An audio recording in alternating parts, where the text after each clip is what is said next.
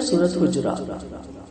یا ایھا الذین آمنوا لا تقدموا بین یدی اللہ ورسولہ واتقوا اللہ ان اللہ سمیع علیم۔ یا ایھا الذین آمنوا لا ترفعوا اصواتکم فوق صوت النبی ولا تجہروا لہ بالقول کجہر بعضکم لبعض ان تحبط اعمالکم وانتم لا تشعرون۔ اے ایمان والو، شروع اللہ کے نام سے بڑا مہربان نہایت رحم کرنے والا۔ اے ایمان والو، اللہ سے، اس کے رسول سے آگے نہ بڑھو اور اللہ سے ڈرتے رہو۔ اللہ تعالیٰ کیا فرما رہے ہیں؟ جو نبی نے کہا مان جاؤ۔ آگے بڑھنا کیا ہوتا ہے؟ اپنی عقلیں نہ لڑاؤ، اپنے فیصلے مت کرو، اپنی سمجھ بوجھ کے مطابق نہ چلو، اپنی رائے مت دو۔ سمپل سی بات ہے۔ حدیث سن کے کو ٹھیک ہے، حدیث میں تو یہ آتا ہے، لیکن آج کل یہ مسئلہ ہے، آج کا دور یہ کہتا ہے، آج میری یہ پرابلم ہے۔ یہ سارا نبی کی بات سے آگے بڑھنا ہوتا ہے کہ اللہ سے ڈرو، دین کمپلیٹ ہو گیا، نبی کے توسط سے دین مکمل ہو گیا۔ جس طرح ایسے نبی نے فرمایا اسی طرح اس کو لے لو۔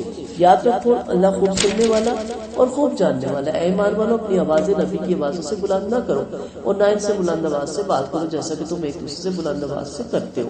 ایسا نہ تمہارے عمل برباد ہو جائے، تمہیں خبر بھی نہ ہو۔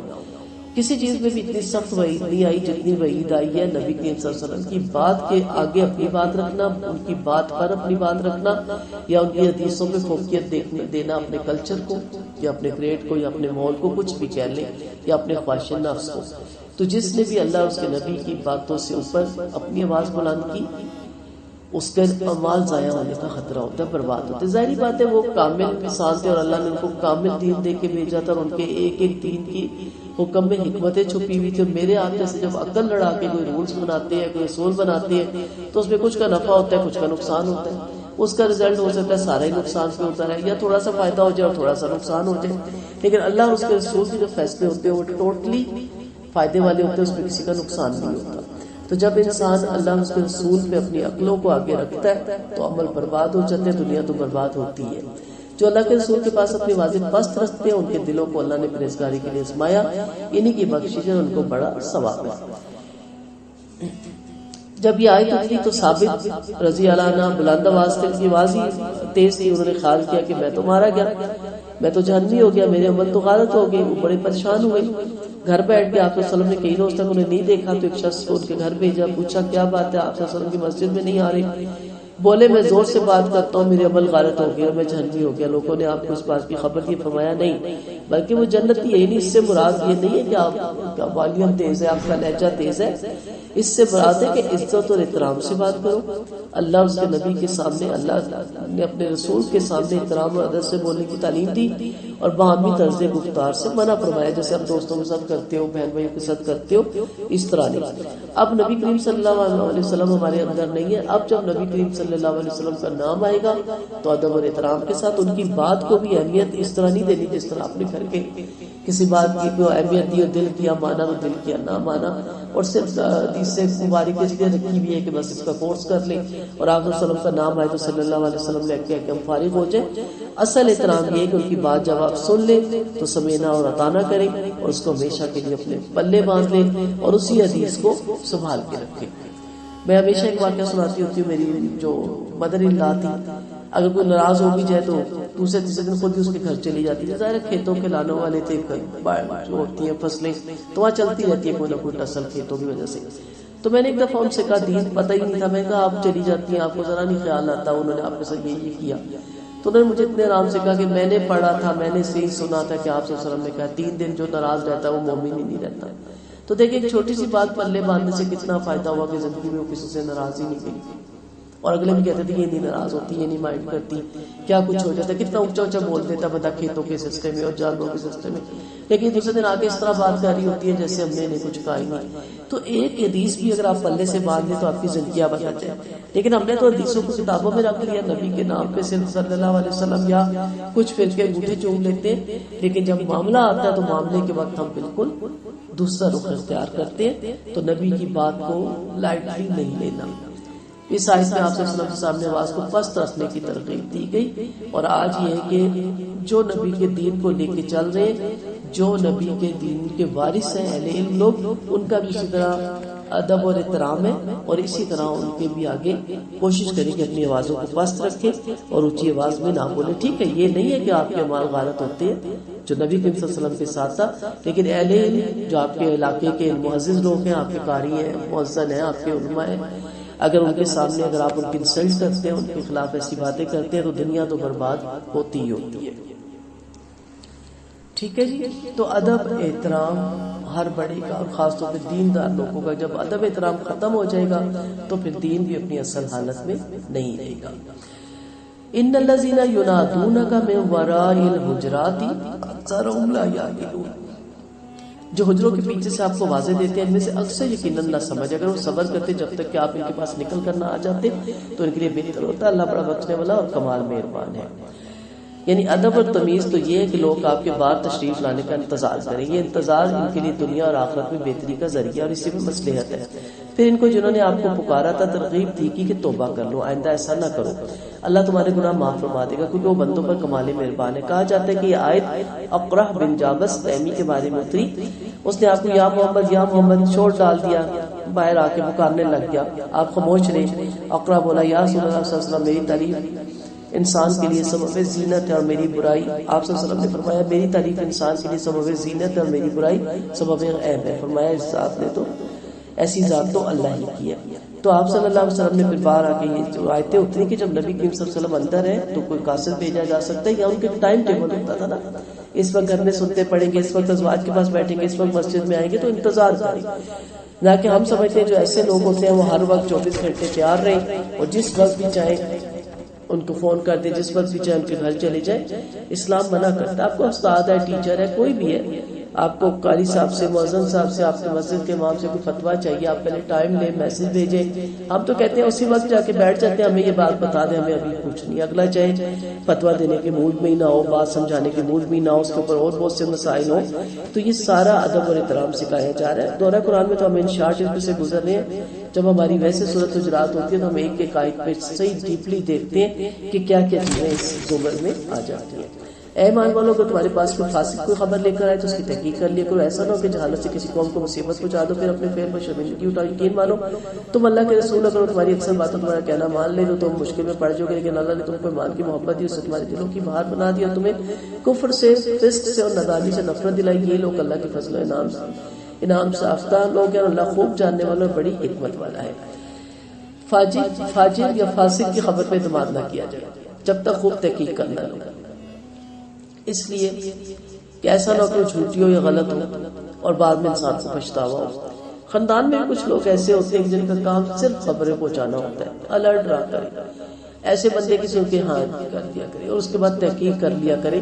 ہو سکتا ہے 1% ٹھیک ہو اور باقی 99% ساتھ اس نے خود لگائی ہو، اور ہو سکتا ہے 1% بھی سیکھنا ہو، خود سے ہی پلان کر کے دیکھ کے اور ہوائی اڑائی ہو تو فوراً کسی کی بات سن کے بعد اس کو آگے نہیں پہنچانا. یہ آیت ولید بن عقبہ کے بارے میں اتری. آپ نے ان کو بنی المستلق سے زکات لینے کے لیے بھیجا. جب انہیں پتا چلا کہ نبی کے قاصد آ رہے ہیں، وہ سارا گاؤں سج سور کے ہتھیار سجا کے آپ کے استقبال کے لیے باہر آ گیا. اس نے جب دیکھا کہ سارے باہر آ گئے اس نے تو مجھے مارنے کے لیے آ گیا. یہ وہیں سے واپس آ گیا اور آ کے کہا اس نے کہ وہ مجھے سارے مارنے کے لیے آگے تھے اور انہوں نے زکات بھی نہیں دی. یہ سن کر آپ کو مسلمانوں کو غصہ آ گیا. جب ان لوگوں کو ولید کے لوٹ جانے کی خبر لگی تو وہ آئے. آپ ظہر کی نماز پڑھ رہے تھے. یہ حضرات سب کے سب آپ کے سامنے سب باندھ کر کھڑے ہو کر کہنے لگے ہم اللہ کے غصے سے، اس کے رسول کے غصے سے پناہ مانگتے ہیں. آپ نے ہمارے پاس ایک قاصد بھیجا، اس کے آنے کی خبر سن کے ہمیں مسرت ہوئی، ہماری آنکھیں ٹھنڈی ہوئی. وہ تو راستے سے واپس پلٹ گیا.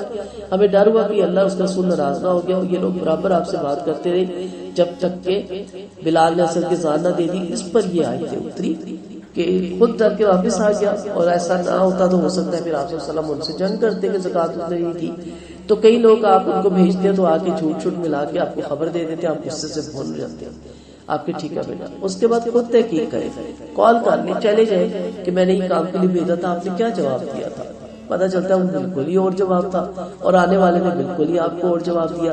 پھر ایسے لوگوں سے اوائڈ بھی کریں جو کچھ دمیں خود لگا لیتے ہیں، کچھ ادھر سے آتے ہیں کچھ باتیں ساتھ لگا لیتے ہیں. سالس کا کردار اس کو ادا کرنے کے لیے دیں جس میں ٹھہراؤ ہو، سمجھداری ہو، اور بلکہ ایسا بھی ہو کہ جو غلط باتیں ان کو وہ حذف کر کے بتائیں. اس لیے صلح کروانے کے لیے پنچایت میں ان لوگوں کا بیٹھنا ضروری ہے جن کا ظرف بڑا ہو، کیونکہ اس میں بعض میں اپنی بھی انسلٹ ہو جاتی ہے. تو اس کو ایشو نہ بنائیں کہ چل میں اپنا تو بدلہ لوں نا پہلے اپنی بے عزتی کا. اور دوسری یہ چیز ہوتی ہے کہ اگر غصے میں جو کچھ بھی کہہ رہا ہے اسے دوسری پارٹی تک جا کے نہ پہنچایا جائے. اچھی باتیں پہنچائی جائیں، ٹو دی پوائنٹ جو باتیں ہیں وہ پہنچائی جائیں، جو ٹو دی پوائنٹ باتیں نہیں ہیں وہ نہ پہنچائی جائیں.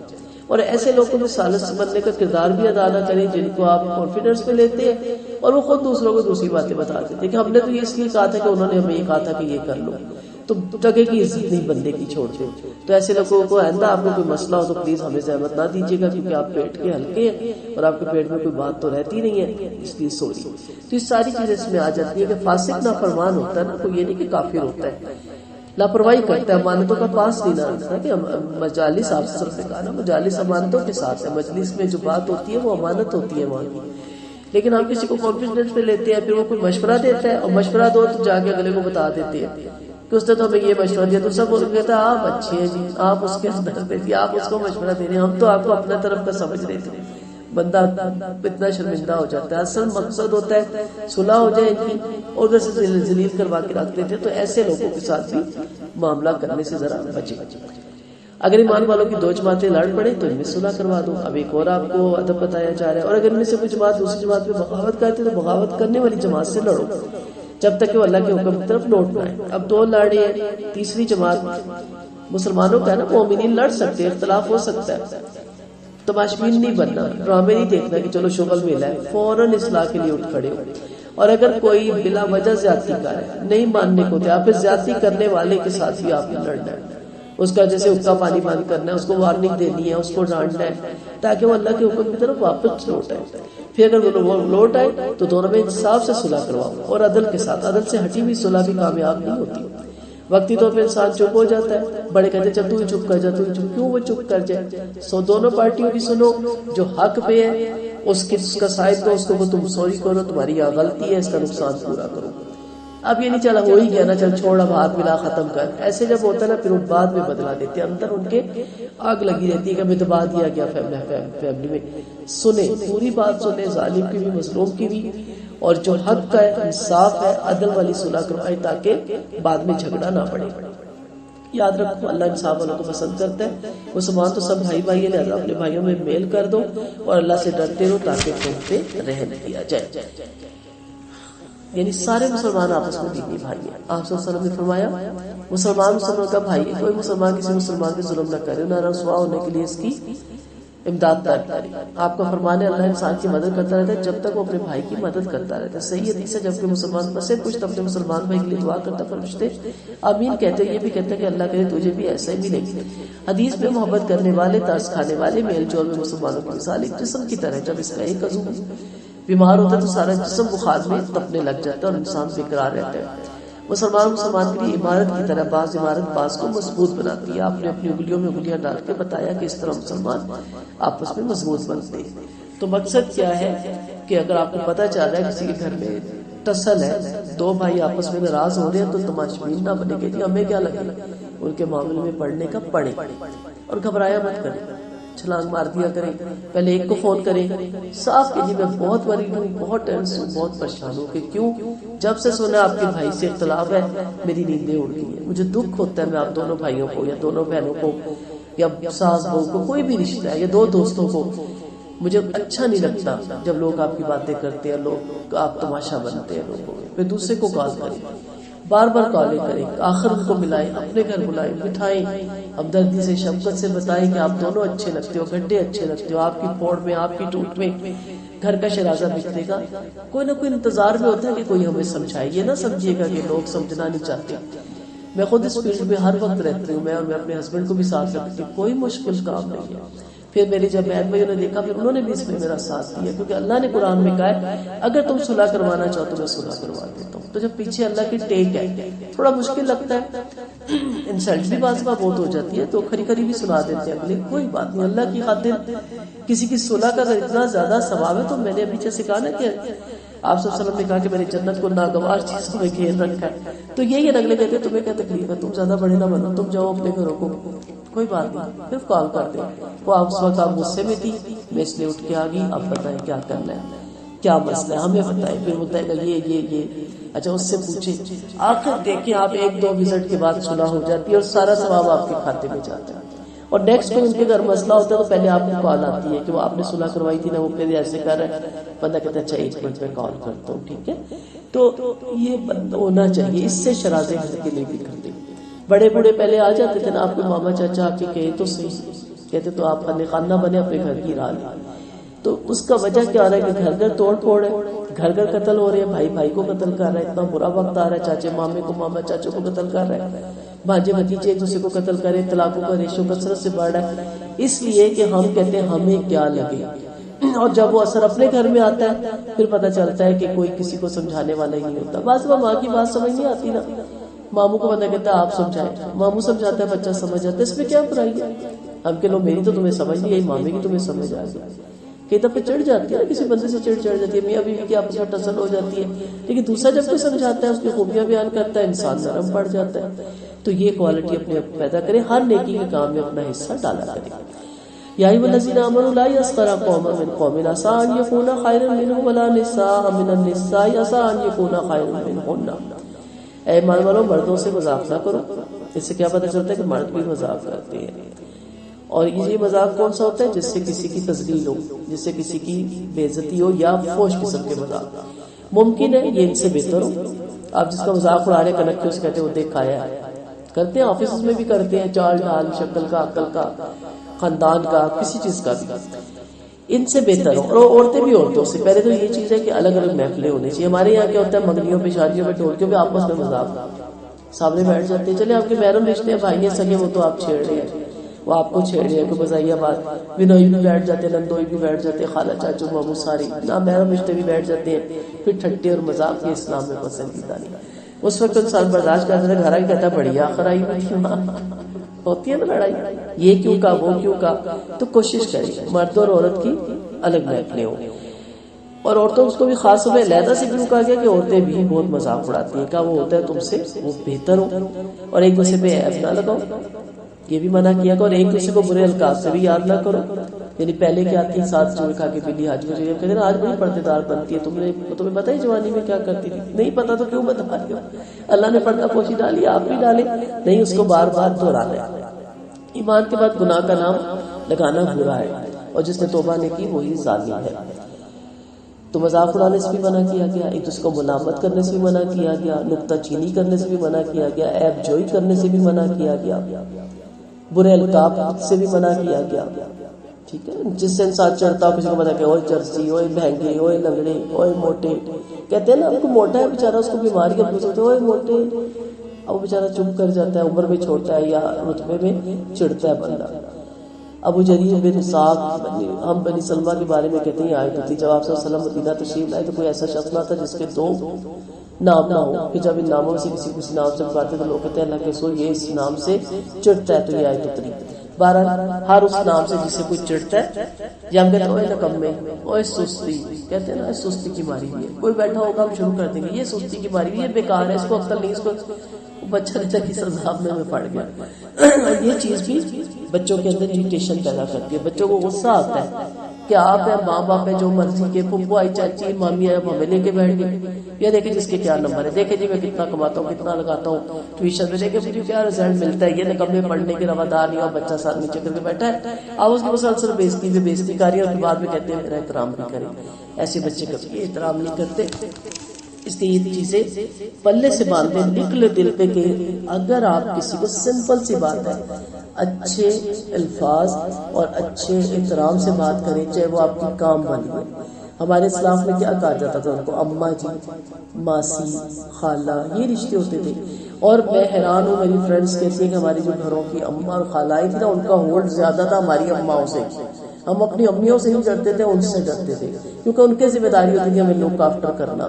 انہوں نے ہمیں سمجھانا. اگر ہم زیادہ اونچا ہنسے تو لوگ کہتے تھے کیا کہیں گے لوگ، فلاں کی بچیاں اس طرح ہنستی ہیں، یہ کوئی طریقہ ہے. امیاں ہماری نہیں ہمیں ٹوک سکتی تھی، ابو نہیں ہماری امائیں جو ہمیں پالتی تھی، دائیاں تھیں، وہ ٹوکتی تھی. اب تو کام والے کو ہم ناک کی اس پہ پیر کی جوتی پہ رکھتے ہیں، بات تو ہم ان کی سننے کے روادار نہیں. اور بچوں کے اندر بھی کیا ٹسل ہے، یہ چوکیدار ہے، یہ چپڑاسی ہے، یہ پین ہے، تم مالک ہو. ایک غرور اور تکبر اندر ڈال دیتے ہیں. حالانکہ دیکھا جائے تو وہ سارے آپ کے ہیلپر ہیں. آپ ان کے بغیر چل ہی نہیں سکتے. اگر آپ تنخواہ دیتے ہیں تو آپ کا کام بھی بہت زیادہ کرتے ہیں. تو ایک عادت آپ اپنا لیں نا، ہر ایک کو احترام اور محبت سے بلائیں نا، تو آپ دیکھیں گے وہ آپ کا گرویدہ ہو جاتا ہے. یا ایھا الذین آمنوا اجتنبوا کثیرا من الظن ان بعض الظن اسم فلا تجسسوا ولا یغتب بعضکم بعضا. اے ایمان والو اکثر بدگمانیوں سے بچتے رہو، یاد رکھو بعض بدگمانیاں گناہ ہے. قریدہ نہ کرو اور کوئی کسی کی غیبت نہ کرے. کیا تم میں سے کوئی اپنے مردہ بھائی کا گوشت کھانا پسند کرتا ہے؟ اسے تو تم برا سمجھتے ہو اور اللہ سے ڈرتے رہو. یاد رکھو اللہ توبہ قبول کرنے والا انتہائی مہربان ہے. یہاں بھی تمام باتیں وہی بتائی گئی. ٹٹولو مت، بھید نہ ٹٹولو، ایک دوسرے کی برائی نہ ڈھونڈتے پھرو، ایک دوسرے سے حسد اور بغض نہ کرو، ایک دوسرے سے منہ مت ملاؤ. اللہ کے بندے آپس میں بھائی بھائی بن جاؤ. عیب نہ ٹٹولو، ہو جاتا نا کسی سے کمی کوتاہی، انسان ہے. پھر تجسس نہ کرو، بار بار نہ جا کے پوچھو کیا بنا کیا بنا کیا بنا، بس ٹھیک ہے ہو گیا سوری ہوگی کام صحیح ہو گیا، جا کے پھر ہم پوچھتے ہیں. غیبت مت کرو، اس کی تو بہت ہی ممانعت ہے، اس پہ بولنے کے لیے تو عمریں لگ جاتی ہیں. سمپل سی بات ہے. حضرت صدیقہ عائشہ رضی اللہ نے آپ صلی اللہ علیہ وسلم سے حضرت صفیہ کے بارے میں کہا کہ وہ جو ٹھگنی ہے، یعنی چھوٹے قد کی تھی نا، تو آپ نے کوئی بات کی تو حضرت عائشہ نے کہا اچھا وہ اس کی بات کر رہے ہیں وہ جو ٹھگنی ہے، تو فرمایا اللہ کی قسم تم نے ایسی بات کی کہ اسے دریا میں ڈال دیا جائے تو اس کا پانی کڑوا ہو جائے. تو ہمیں اس کو پہچانتی ہے. صرف کہتے فلانی کون سی والی، وہ جو موٹی سی ہے، اچھا وہ جس کی ایک آنکھ نہیں ہے، ہم اس قسم کے سوال کرتے منع کیا کہ وہ وہاں ہوتی نہیں، اپنی صفائی پیش کر نہیں سکتی. آپ اس کے منہ پہ کہیں نا اس کو کتنا برا لگے. تو غیبت کیا ہوتی ہے؟ وہ بات، وہ نصیحت جو آپ منہ پہ کہتے ہوئے ڈرتے ہیں اور جانتے ہیں کہ وہ مائنڈ کرے گی. اگر صحیح نصیحت تو کر دے، مائنڈ کرتی ہے کرتی رہے، کر دے. اور اگر ہے ہی نصیحت غلط، اس میں وہ ہے ہی نہیں، تو پھر تو آپ جھوٹ بول رہے نا، پھر تو بہتان لگا رہے ہیں.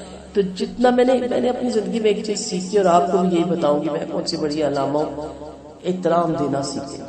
آپ احترام دیں گے دنیا آپ کے پیچھے جانتی ہے. کسی ماتم پہ چلی جائیں، شادی پہ چلی جائیں، جتنے آپ کے ریلیٹیوز آئے ہوئے، انجان خواتین بھی کسی کے ساتھ آئی ہوتی ہے، آگے بڑھ کے سلام کریں، احترام دیں، بس. اور کچھ نہیں آپ سے کوئی مانگتا، نہ آپ کی دولت ان کے کسی کام کی ہے، نہ آپ کا اقتدار ان کے کسی کام کا، نہ آپ کے محلات ان کے کسی کام کے. وہ اپنے گھروں میں اپنی امیری غریبی اپنی مشکل وقت کاٹ رہے ہیں. وہ صرف آپ کے الفاظ سے جان دیتے ہیں اور آپ کو پھر اپنی دعاؤں میں یاد رکھتے ہیں. یا ایھا الناس انا خلقناکم من ذکر وانثى وجعلناکم شعوبا وقبائل لتعارفوا ان اکرمکم عند اللہ اتقاکم ان اللہ علیم خبیر. اے لوگوں، ہم نے تم کو ایک مرد اور ایک عورت سے پیدا کیا، آدم اور حوا کی ہم اولاد ہیں. ہم نے تم کو ایک جماعت اور قبیلہ بنایا تاکہ تم ایک دوسرے کو پہچان سکو. یعنی یہ صرف خاندان کا لقب جو تھا، یہ صرف پہچان کا تھا کہ اندازہ ہو جاتا تھا کہ یہ جو شخص ہے کس قبیلے کا ہے، کس جماعت سے ہے. معاملے کا لین دین کرنا آسان ہوتا تھا اور ایک اس سے کلچر اور عادتوں کا پتہ چل جاتا. تو یاد رکھو اللہ کی نگاہ میں تم سے سب سے زیادہ عزت والا وہ ہے جو تم سے سب سے زیادہ اللہ سے ڈرنے والا ہے. اب ہم کیا کہتے ہیں فلاں علاقے کے تو لوگ ہوتے ہی پیڑے ہیں. ابھی کیسے پیڑے؟ میں نے تو کسی نے بات کی، میں نے اسے کہا میری بات سنو، آپ نے کتنے آرام سے پورے علاقے کو برا کہہ دیا.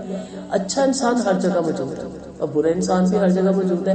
یہ اس لیے تھا کہ آپ کو پتہ چلے پہاڑی علاقوں کی عادات کیا ہے، میدانی علاقوں کی عادات کیا ہے، فرنٹیئر کی عادات کیا ہے، ان کے رسم و رواج کیا ہے، ان کا طور طریقہ کیا ہے. آپ کو ڈیل کرنے میں آسانی ہو ان کے کلچر کو سامنے رکھتے ہوئے. یہ کس نے کہا کہ فرنٹیئر برا ہے تو پنجاب اچھا، پنجاب برا ہے اور کشمیر برا ہے، کشمیر اچھا ہے؟ تو کس نے؟ کوئی دلیل نہیں، کچھ نہیں. فوراً کہتے ہیں کہ وہ فلاں علاقے کا تو پانی پیڑا ہے، اتنے لوگ ہی پیڑے. کیسے وہاں نمازی ہوں گے، پرہیزگار ہوں گے، عالم ہوں گے، بڑے بڑے صوفی درویش گزرے ہوں گے، بڑے بڑے اللہ کو ماننے والے گزرے ہوں گے. آپ نے سب کو ایک کیٹیگری میں رکھ دیا، بلا وجہ کی غیبت کر کے آپ گنہگار ہوئے. اچھا انسان بہت سی جگہوں پہ اچھے انسان بھی ہوتے ہیں اور بہت سی جگہوں پہ برے انسان بھی ہوتے ہیں. کہ اللہ کے نزدیک سب سے زیادہ عزت والا وہ ہے جو اللہ سے ڈرتا ہے. یقین مانو اللہ خوب سننے والا، جاننے والا اور خبردار ہے. تو جو قبیلے ہیں ان کا نام رکھنا بری بات نہیں ہے. اللہ نے نبیوں کو بھی پکارا، یا بنی اسرائیل، یعقوب علیہ السلام کی اولاد کو پکارا، نام دیے گئے. اصل ان کو اعزاز سمجھ لینا برا ہے. ٹھیک ہے، احساس نہ سمجھے، بس پہچان کرے. نبی کریم صلی اللہ علیہ وسلم کی بہت سی حدیثیں آپ نے فرمایا اللہ تمہاری صورت اور مال نہیں دیکھتا، اور تمہارے دل اور اعمال دیکھتا. آپ کا فرمان ہے، ابو ذر سے فرمایا دیکھو تم کسی گورے یا کالے سے بہتر نہیں ہو، ہاں اگر تقوی میں بڑھ کر ہو تو بہتر ہو. میں ہمیشہ کہتی ہوں حضرت بلال آج کس مقام پہ، ہم ان کے پیروں کی خاک بھی نہیں، کالے تھے، حبشی تھے، غریب تھے، بوریاں پہنتے تھے، خاندان کا ان کو پتہ ہی نہیں تھا کدھر سے آئی کدھر چلے گی، لیکن چلتے زمین پہ تھے، قدموں کی آواز جنت میں آپ صلی اللہ علیہ وسلم نے ان کی سنی تھی۔ یہ ہوتا ہے نا اصل اعزاز۔ ہم تو شکلیں دیکھتے رہتے ہیں، مسلمان بھائی بھائی ہیں، آپ صلی اللہ علیہ وسلم کا فرمان ہے، تقوی کے علاوہ کسی کو کسی پر فضیلت نہیں۔ آپ کا فرمان ہے تم سب آدم کی اولاد ہو، آدم مٹی سے پیدا کیا گیا، باپ دادا پر فخر کرنے والے فخر کرنے سے باز آ جائے، ورنہ اللہ کے نزدیک ریت کے ٹیلوں سے بھی زیادہ بے وقت ہوں گے۔ عائشہ رضی اللہ عنہ کہتے ہیں آپ صلی اللہ علیہ وسلم کو دنیا کی کوئی چیز یا کوئی شخص اچھا معلوم نہ ہوتا تھا علاوہ متقی کے، یعنی آپ کو تقوی والا شخص پسند آتا تھا، تو اپنے اندر تقوی پیدا کرے، اللہ بھی تقوی والوں ہی کو پسند کرتا ہے۔ دیہاتیوں نے کہا ایمان لیا ہے، فرمایا تم ایمان تو نہیں لائے، یوں قوم مسلمان ہو گیا، ابھی تک ایمان تمہارے دلوں میں نہیں گھسا، اگر تم اللہ کے اس کے رسول کی اطاعت کرنے لگو تو اللہ تمہارے عملوں کا ثواب کچھ بھی نہ کم کرے گا۔ یاد رکھو اللہ بخشنے والا بڑا مہربان ہے۔ مومن وہی ہے جو اللہ پر اس کے رسول پر ایمان لائے، کوئی شک نہ کیا اور جان و مال سے اللہ کی راہ میں جہاد کرتے رہے۔ یہی سچے فرما دیجیے کہ تم اللہ کو اپنے دین کی خبر دے رہے ہو، حالانکہ جو کچھ آسمان اور زمین میں سب اللہ ہی جانتا ہے۔ اللہ ہر چیز سے خوب خبردار ہے۔ آپ پر اس بات کا احسان رکھتے ہیں کہ مسلمان ہو کے فرما دیجیے مجھ پر اس نام کا احسان نہ رکھو، بلکہ اللہ تم پر اس کا احسان، اللہ کا تم پر احسان ہے کہ اس نے تمہیں ایمان کی ہدایت دی، بشرطیہ تم سچے ہو۔ یاد رکھو اللہ آسمان و زمین کے غیب جانتا ہے اللہ تعالیٰ، اور اللہ تمہارے عمل خوب دیکھ رہا ہے۔ تو ایمان اور اسلام بالکل الگ چیز ہے۔ ہم سب مسلمان ہیں، ان میں سے وہ لوگ ایمان پہ جو جہالت کے تمام کام چھوڑ دیتے ہیں۔ آپ صلی اللہ علیہ وسلم نے کہا تھا نا میری امت میں جہالت کے کام 3 نہیں ختم ہوں گے، ان میں سے ایک کیا تھا؟ اپنے حسب نسب پہ فخر کرنا۔ ہر ایک کو اپنے حسب نسب پہ بہت فخر ہے، ہر کوئی سمجھتا ہے میں ہی بہترین ہوں اور دوسرا بیکار ہے، اور دوسرا نہ ستاروں سے فالگیری کرنا، اور تیسرا نہ میت پہ نوئے خالی کرنا۔ تینوں چیزیں ختم نہیں ہو رہی۔ تو یہاں کہا گیا کہ یہ مت کو کہ تم ایمان لے آئیے، کو کہ تم مسلمان ہو۔ جب ایمان آ جاتا تو انسان فرق چھوڑ دیتا ہے، گولے کارے کا یا خاندان کا، اس فرق سے انسان باہر نکل آتا ہے۔ تو اللہ کو وہ اسلام مطلوب ہے جو کہ ایمان سے بھرا ہو۔ تو مومن اور مسلمان کا فرق ایمان اور خاص اور اسلام عام کی طرف آپ اس کو کہہ سکتے ہیں۔ یہ بھی معلوم ہوا کہ وہ شخص مسلمان تھا، منافق نہیں تھا، کیونکہ اسلام کی وجہ سے آپ نے جو کچھ حاصل کیا تھا۔ دیہاتی تھے، دعوے دار تھے ایمان کے، لیکن وہ جانتے نہیں تھے کہ ایمان کس چیز کا نام ہے۔ وہ سمجھتے تھے مسلمان ہو جانا، کلمہ پڑھ کے دائرے میں داخل ہو جانا اسلام کی طرف لے آتا ہے۔ اسلام کے لیے ان تمام چیزوں کو ماننا ضروری ہے جو نبی کریم صلی اللہ علیہ وسلم نے بتائی۔ آپ صلی اللہ علیہ وسلم نے فرمایا مومن کی 3 قسمیں، اللہ اس کے رسول پر ایمان لا کر اس میں شک و شبہ نہ کرنے والے، اور اللہ کی راہ میں جان و مال کی قربانی پیش کرنے والے۔ دوسرے جن سے لوگ اپنے مال و جانوں کی طرف سے بے خوف ہو جائے، اور تیسرے جو لالچ ہے اللہ کی وجہ سے ہر طرح کا لالچ چھوڑ دیں۔ اللہ تعالیٰ میں تیسری کیٹیگری تک پہنچائے، ہمارے اسلام کو، ہمارے ایمان کو اللہ تعالیٰ مکمل کرے۔